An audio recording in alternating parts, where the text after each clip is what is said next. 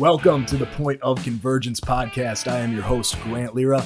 Get ready to sit down, tune in, and implement. Remember, the knowledge you learn here and anywhere else in your life is only worth something to you if you use it. So get implementing after this episode and enjoy.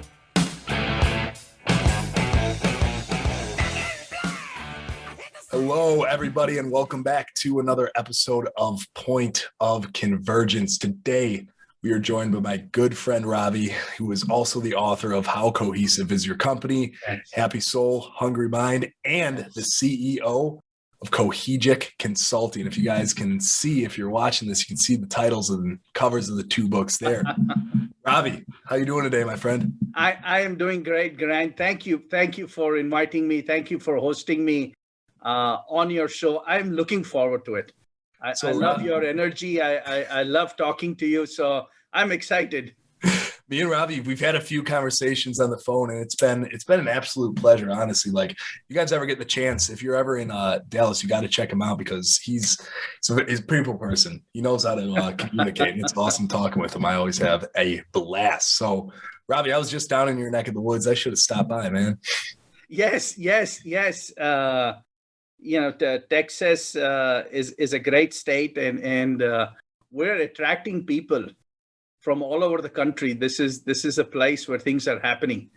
That Dallas economy is growing fast. Yes, Dallas economy is growing fast. Austin is one of the hottest place in the country, and Houston, the largest city in Texas. Houston is an economy that is greater than $500 billion annually. We have the second highest number of Fortune 500 companies, second only to New York. And so Houston, they 1 year, the Houston Chronicle drew a map of Houston, and they compared it to other metro regions in the world. Well, Houston beats most of them, because if you're in Houston and you decide to go from one end of Houston to another end and you're driving at 75 miles an hour, it takes you more than an hour. That's crazy. People, if you invite somebody home who lives on the other end of Houston, they don't want to come because it's not worth it. They say, well, it's funny. Friends. It's funny, and I live up here in Wisconsin. If you tell somebody, hey, man, I'm 2 hours away, they're like, oh, my God, that's so far. You tell somebody that in Texas, they're like, oh, yeah. That's Yes. And Houston, I am amazed in how big and spread out Houston is, and we are essentially, the land here is flat. So it allows us to keep spreading, and what was considered suburbs 10 years ago is now core. You guys are growing. It's part of the center of the region. So we would just keep spreading out. But it's wonderful. So and I gotta stop out to Houston. I haven't been to Houston yet, but yeah, driving through Texas, it's sobering. Texas is huge and massive, and you don't really see that until you're actually there and you're driving through it, and you're like, wow, I've been driving for a long time. Yes, Texas is huge, but it's great. It's great, the number of opportunities that you find. I have lived in Houston now, more than 30 years, and there has not once in those 30 years have I felt for a lack of opportunity. There is so much opportunity. And now, Ravi, you told me this story, but I want you to tell our listeners about when you came here, how that process happened, because originally you're from India. So how did you tell me that story again about how you came over here? Yes. I was in India doing my bachelor's, and all of my friends, I was doing computer engineering, and all of my friends, they had one goal, was to graduate and come to America. And that was the goal. And so I was part of that, and so I decided we'll come to America. And then I was researching schools. At that time you did not have the internet, so you would go to what was called the USIS. I forget, it was the United States Information Services Center. You went there, and there was this fat book with about 4,000 pages, representing one page for every university in the US. So you just go through it and say, okay, which university looks good? They have a little description. I came across a university which had a picture of Rushmore Mountains, the South Dakota School of Mines. And what attracted me, of course, was, the fees was very low for South Dakota School of Mines. And I looked at the picture of Mount Rushmore, and I'm an analytical person. So I did my analysis. I said, look, if they can dig up in the in the mountain, the weather must be really good. Oh my God. Talk about classic famous mistakes. It was years later that I found out that they dug the mountain only during summertime or not during the middle of winter. I reached South Dakota, and oh my God, as a poor student who didn't have the money to buy a car, and the only apartment that he could afford was 30 minutes from school that you would have to walk in the middle of the night, because that's when you got your computer lab time, and then you leave the computer lab in the middle of the night and you walk at minus 20 degrees. If that doesn't remind you about the important and big things in life, then I don't know what it is. And that it's so funny to me, that story, it really stuck with me. It's hilarious because from India, very hot where you were, over where Mount Rushmore is. I mean, that is like polar opposites almost. Yeah, absolutely. India, and I came from what was then called Bombay, now Mumbai, a place of 10 million people, bustling. And in Bombay, the way you dealt with winter was a sleeveless sweater, if you wanted to be fancy, and you wore that and you felt really proud of yourself. And to come to South Dakota, very little money, and dealing with frigid temperatures, that was an experience. A wonderful place. I mean, Rapid City is such a beautiful place, beautiful people, everyone smiling. And everybody looking out their windows as you walked along the freeway, carrying milk in your hand because, oh gosh. So you came to South Dakota. Did you finish out school? No. No. Actually, it was me and my friend, and then we got a call from one of his friends who was in Houston, Texas. And the only way he asked where we had gone, and the only thing he said was, "You need to get to Houston fast." He said, "Just get here." And actually, we had no idea where Houston was. It sounded familiar because we had heard about Boston, but we decided that he said, "No, there are a lot of opportunities here. There's a bigger school," and so we decided, and I came to Houston, landed on New Year's Day, 1989. In Houston, Texas, via Greyhound, 36 hours of Greyhound from Rapid City to Houston, Texas. That's incredible. Wow. You're bringing back memories, Grant. You're bringing back memories. It almost feels like somebody else's life that I'm watching on the big screen. So now you've went from Bombay to South Dakota. Yeah. Now you're in Houston. Now, Where did the business start? When did you first start the business?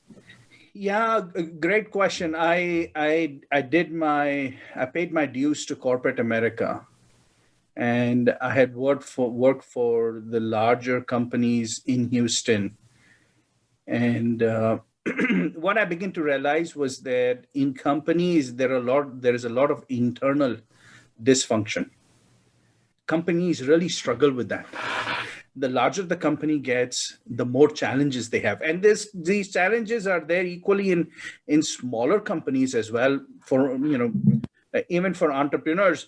But when the size of the company really becomes larger, that company's challenges become very evident. So I was studying that. I was watching. I had become an internal change agent in companies, and I realized what I wanted to do was to go out on my own. But you want to be an entrepreneur, but it's not always as easy as deciding and say, all right, you have a family, you have kids, you can't just jump. But the company that I worked for ended up in becoming the world's largest bankruptcy at that time. So I came home to my wife and I said, look, I've been thrown out of the window. I must now learn to fly. And my son was only 2 weeks old. And so that was, I mean, my consulting company, Cohegic, was born, and it's the executive coaching consulting firm. But it was really to go into organizations and help executives, because I saw the internal dysfunction. Uh, I helped a lot of executives as part of my change management, change agent role, and I found something. I found this aspect about executives is that if I asked an executive, what do you do? What does your department do? Because I was driving change among and aligning more than 75 departments at that company that I work for.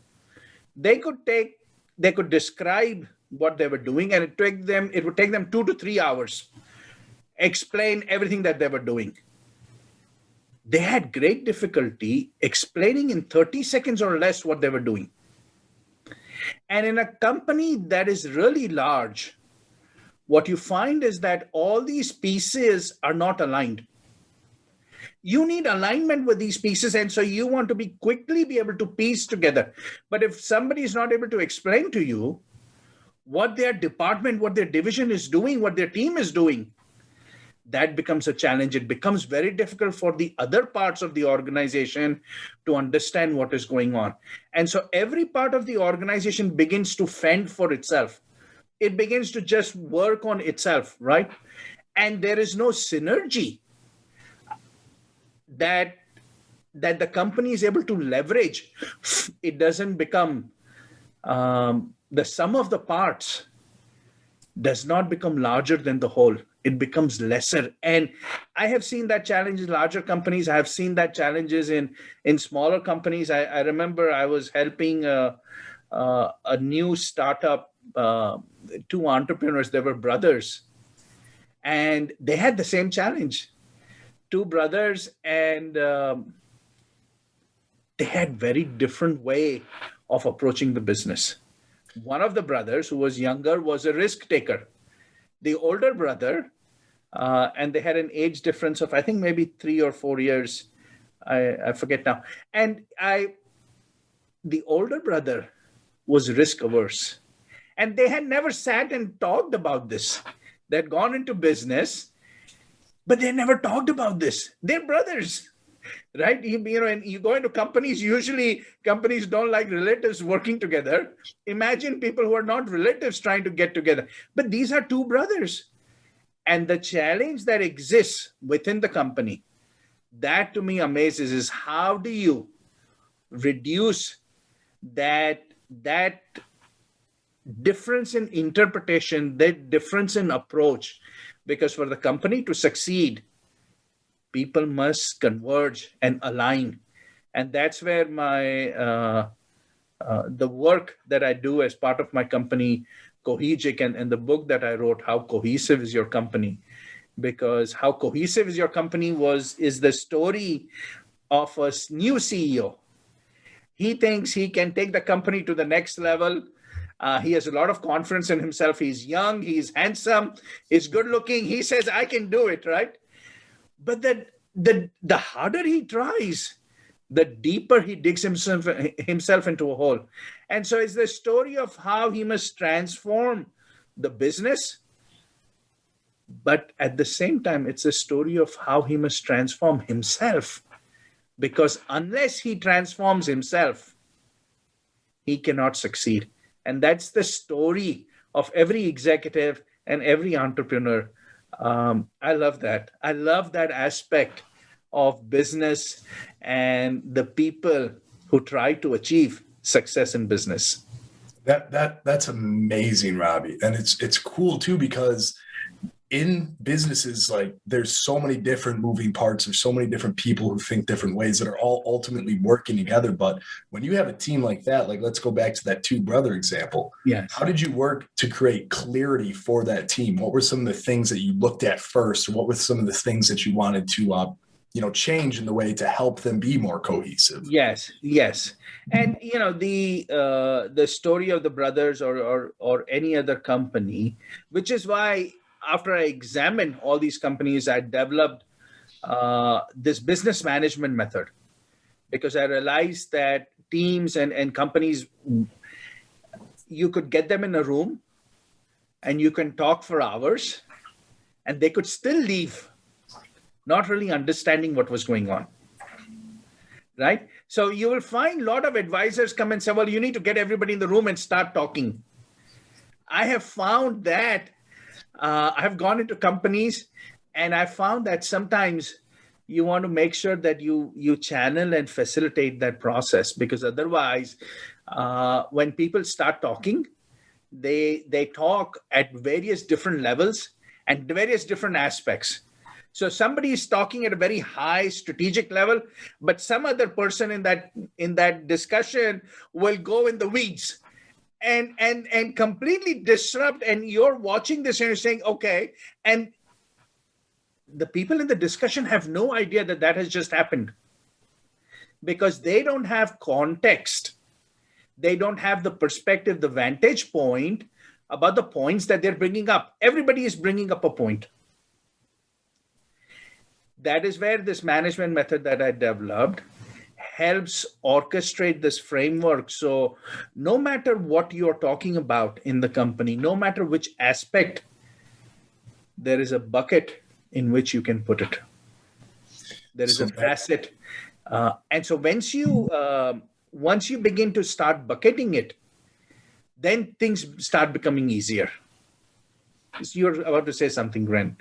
Yeah, no, I just think that's a really interesting point, because going into like learning styles, even there's like the visual, the kinesthetic, like the auditory, there's all these different styles. And if you're talking to a visual learner and you're explaining them at like a very high level, tactical stuff, I mean, that's right over their head. So when you go into one of these companies with like a ton of moving parts and you're trying to make them more cohesive and really get that clarity that they want, are you trying to train the executives on exactly how to communicate effectively to different types throughout a whole meeting? Because I'd imagine that'd be pretty difficult.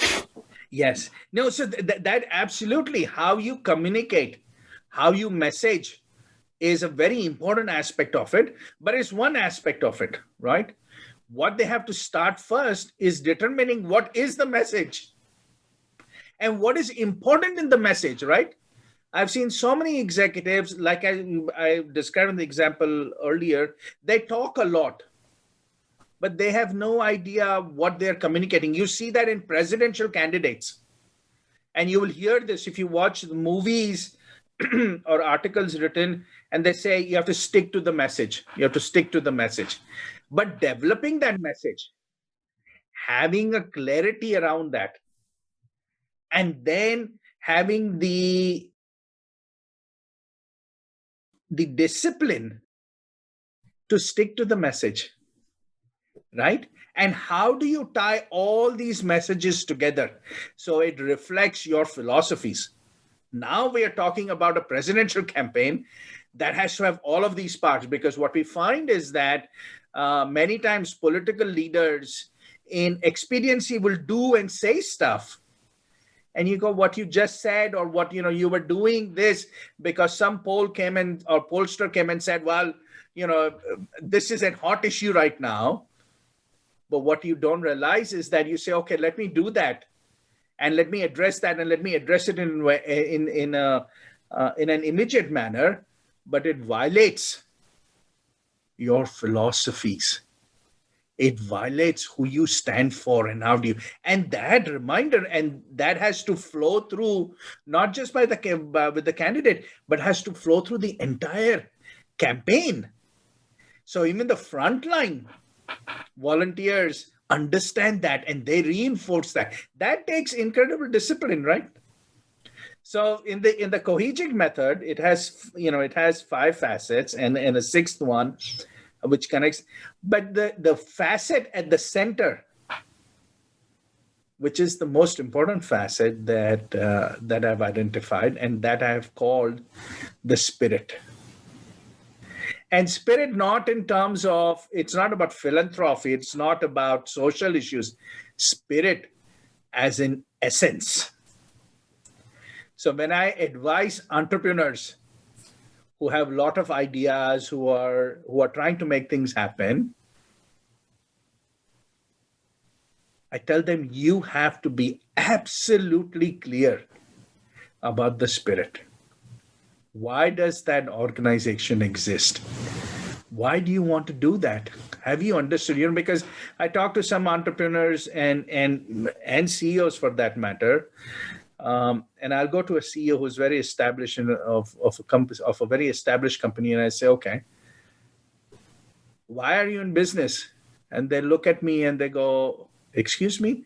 I say, yeah, why are you in business? And they go, don't you understand this, Ravi? You don't seem to be very smart. Say, no, all right, enlighten me. Why are you in business? They go, it's simple, Ravi, to make money. To make money. I say, all right. You could make money there is a million ways in which you can make money. Why are you in this business? And I see their expression change. Every entrepreneur must ask himself or herself that question. Because, many people go into entrepreneurship because they think, okay, well, we can make a lot of money, we can do this, we'll have a lavish lifestyle. But the first question they must ask themselves is, why am I in this business? Why am I choosing? So this, in my second book, which is actually is a non-religious book on spirituality, but again, it's to my style, it's a story of an entrepreneur who's going through family tragic situation and challenges in his business. And they're having a discussion, him and his mentor in the book, and the mentor says to him, he says, you do not exist for the business. The business exists for you. You know how many entrepreneurs out there forget that? In fact, there is a character, this reality TV show, some superstar, and I won't name him, right? And this is the advice he gives entrepreneurs. He says, you want to drop everything else in life. Don't do anything else. Just focus on your business. Do it for 15 years and I guarantee you success. And he reinforces that, right? And that advice scares me. That advice really scares me. And if I ever meet the man, I would ask him to stop giving that advice, or I need to call the producers and say, we need to have a different reality show. But what is my point? Because we have heard that, right? We have been programmed. We have been told, work yourself, kill yourself, just focus on your business. The problem is this. When you do that, when these people for 15, 20 years of your life, they have just focused on business, and either they achieve success or they do not achieve success. At the end of that 20-year journey, what they end up with is a shallow feeling. Because every other aspect of their life has been shortchanged. The business was not for them. They were for their business. They may be the owner, the founder, the entrepreneur, but guess what? They were a slave to the business. They were not the master of the business.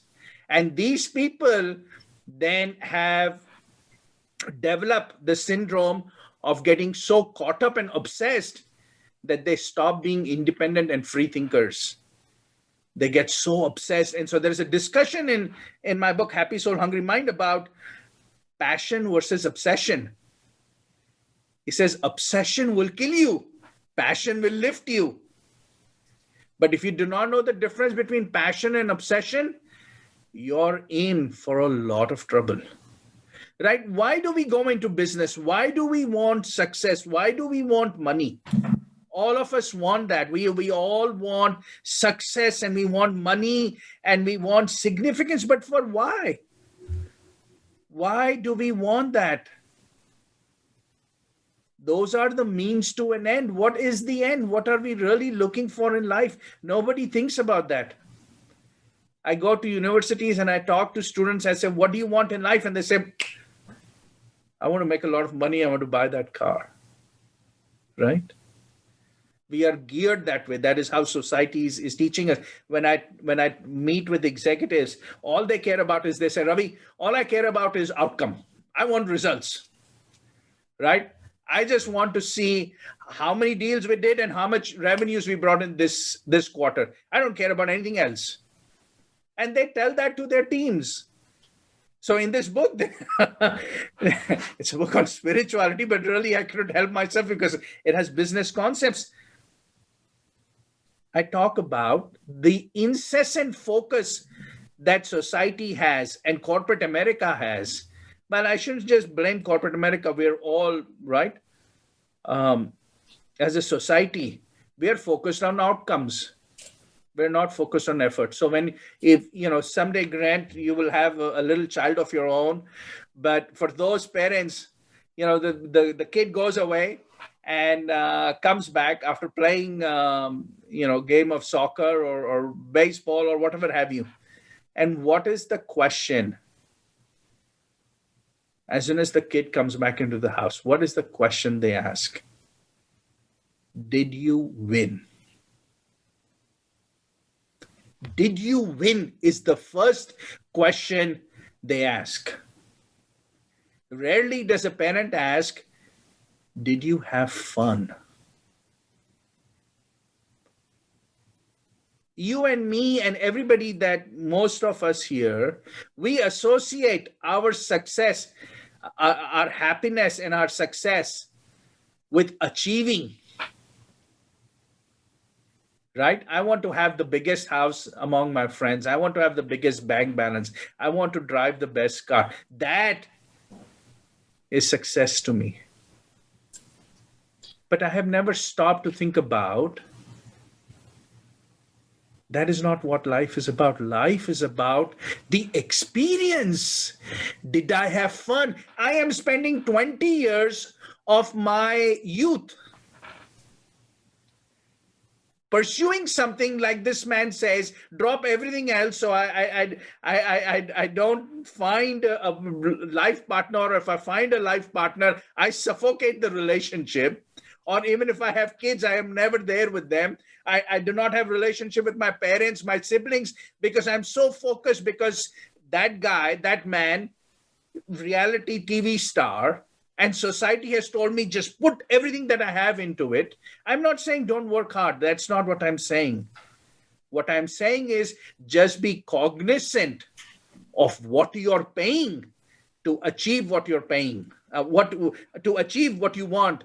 And you know what you're paying with? Is your own life.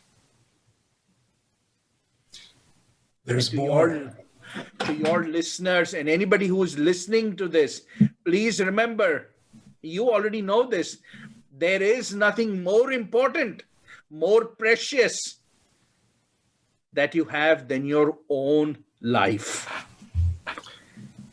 Very, very well put, Ravi. That was, truly, you touched on so many things there, whether it be from the spirit of the company, your why you're doing this, why you want to do this, what the goals are within that, yes, to the passion versus obsession, all the way to the societal training of like outcome based, right? And just what's on paper. Because when you look at that, you see what's on paper, but you don't see the spider web of things that actually came to that culmination, right? So a lot of the times, especially, with us, we usually work with, when we do consulting, which we do, we don't like offer that service. We do help people if they need it though, but it's usually with younger entrepreneurs. And one of the biggest things that, we hear is when they come to us, they say, hey, thanks for helping me out. Let's start talking. Say, okay, why are you doing this? Like, what's your goal here? What do you want to have happen? Yes. They almost always say it's changed now, right? You hear money sometimes, yes, but what they say now is freedom. And yes, it's funny because just like you said, a lot of the times now, freedom with how people are saying that business needs to be done and how you need to grow your business, yes, is a paradox. You're not the master, right? You are a slave to your company, yes, because you're working all the time, especially if you're one of these younger kids, yes, in college. Maybe they just got out. Maybe they're not in school. They're just out of high school. Yes. They're working 24/7, right? I don't want to say wasting time, but they're missing out on a lot. And that you can always have that business success, but that earlier life, like college, the after high school, that stuff, you can't replace that. You can't replace, because I can give you $1 billion. I could give you $100 billion. I could make you president of the United States, the most powerful country. I could do some science and elongate your life. But the one thing that I cannot do is give you back today. I just cannot. The other things are not easy, but this is impossible. I cannot give you back today. So you have to have that wisdom to understand the price that you're paying. We all have to work hard. We can't be bums and live in the wilderness. And I shouldn't say, there are people who I should have chosen a better word. But we all have to achieve something, right? Because we want to have families, we need to earn a livelihood, and we need to be successful. We need to be successful. We need to build companies. We need to build worldwide companies. But we have to understand that life is bigger and more precious than the companies that we build. Success isn't just the money part. That's not all success is. That's part of it. Yes. That's definitely part. Yes. But you got all this other stuff, right? If you got a relationship, if you got kids, if you have other people relying on you, if you have your own personal, sanity and your own friends, yes. The term "it's lonely at the top," right? I'm sure you've heard that. It's Absolutely. Lonely at the top. It's like that because a lot of people do it that way, where they'll just 15 years, boom, nothing but business. They've achieved their goals. Yes. Awesome. Now what? It never ends. It's like a black hole. You start chasing the dragon again. And yes. I think it's really important that we're talking about this because we've never had this conversation that's this transparent and this I will say spirit, actually, this spirit driven of yourself, right? Yes. Taking that out of the company, talking about yourself. Yes. Yes. And you talked about when you go and talk to entrepreneurs and say, why do you answer, why do you want this company, right? And they answer it and they say, look, this is the business model, this is why we're doing. And I met an entrepreneur who is trying to do great work and create plant-based food, right? So it's a noble purpose, and I understand that. I understand it's a noble purpose. I can see that. But the real question is why? Not for the noble purpose. Why for you? How does this connect with your deeper yearnings? Because as an entrepreneur, I tell people come and ask me, they say, well, I'll be successful, I make money. I said, look, you're going to get ready to go on a roller coaster ride, and there is going to be times when things are going to get so difficult. And if this is not coming from your within deeper yearnings, then you're not going to be able to sustain it. You're going to run into challenges. So, people ask me, they say, it's a smart question to ask. And somebody who asked me, they say, well, what inspired you to write your books? Right? It's a great question. And they're expecting some profound answer. I say, oh, I was inspired by this incident in my life, or by this, this leader, or this, religious leader, political leader, business leader, right? This was, or some relative of mine, or, right? This is how I got my inspiration, right? That's what they're expecting. So when they ask me what inspired me, I tell them I was not inspired by anything. And their face changes. I can tell them they're judging me and say, oh, why am I spending time with this? he was not inspired by anything. Yeah. But then I tell them, I was not inspired. I was compelled. I did not have a choice. I had to write these books, right? And that, so as an entrepreneur, you have to understand what your deeper yearnings are and how it leads you. And you have to understand that this is the forces that are acting on you. And when you acknowledge and you recognize that, then you can always understand how much it is pushing you and where it is pulling you, right? And then you take that into context and you put everything else in life in context, and you say, okay, now I understand all the forces. That then begins to give you a more richer life. Because what are we, we want money, we want a home in the mountains in Aspen, and we want we want a house on the beach, and we want Jeff Bezos bought a just $500 million yacht, right? We all want, but why? What is it that you want? If you're on that $500 million yacht, what is it that you want?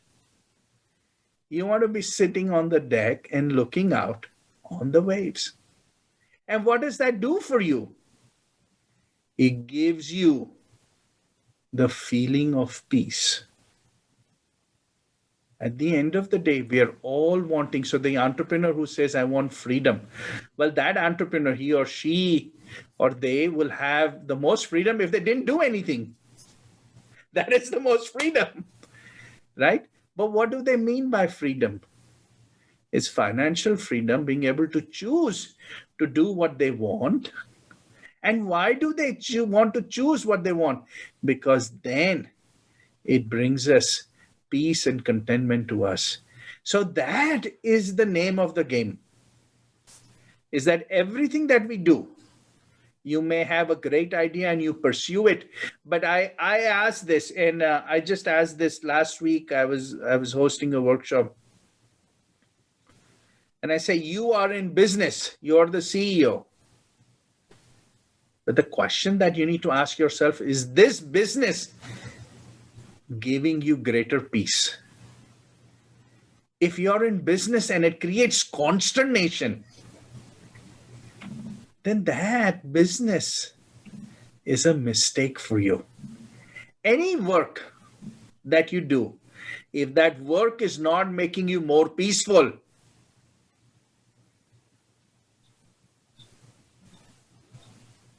you need to find a different work. There are so many people who take a job because the money is good or because they're going to get to live in a certain city, right? But they don't realize that that work is going to eat them from the inside out.